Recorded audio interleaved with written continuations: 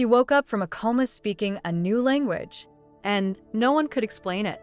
In 2013, in a quiet suburb of Melbourne, Australia, something happened that would baffle doctors, scientists, and even linguists. A 22-year-old man named Daniel was in a terrible car accident that left him in a coma for over a week. But when he finally woke up, he wasn't the same person. He was speaking fluent Mandarin Chinese. The strange part? Daniel had never studied Chinese. Not a single lesson.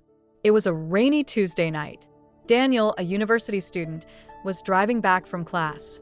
Witnesses say he was going just a bit too fast on the wet road when his car hydroplaned, swerved, and slammed into a roadside barrier.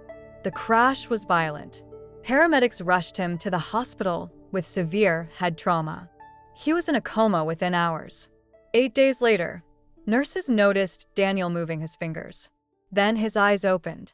But as he began to speak, something shocked everyone in the room. He mumbled a few words, but they weren't in English. A nurse fluent in Mandarin gasped. "He's speaking Chinese," she said. Doctors thought it might be brain damage. But when a translator was brought in, they discovered Daniel wasn't just making random sounds. He was speaking perfect Mandarin with the tone accuracy of a native speaker.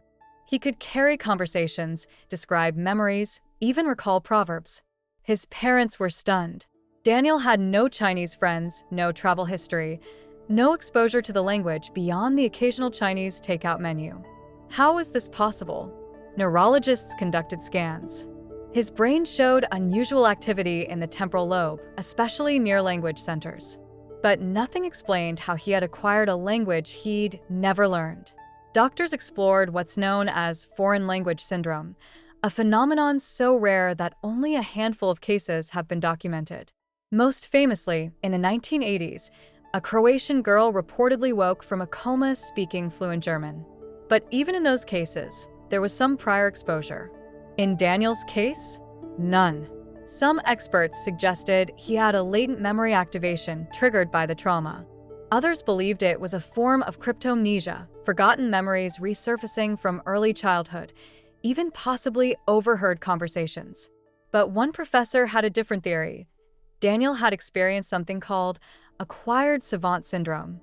Acquired savant syndrome is when a brain injury unlocks extraordinary abilities in people who previously had none. It's rare but documented. People have emerged from head trauma with sudden musical talent, photographic memory, or mathematical genius. In Daniel's case, it seemed the trauma had unlocked linguistic circuits no one even knew he had. Over time, Daniel began to recover his English, but he retained his Mandarin skills. He even enrolled in a language program and began tutoring Chinese immigrants in Australia. He said it felt like the language had always been there, just waiting to come out. But there was another twist. Months into his recovery, Daniel began to recall strange dreams he had during the coma.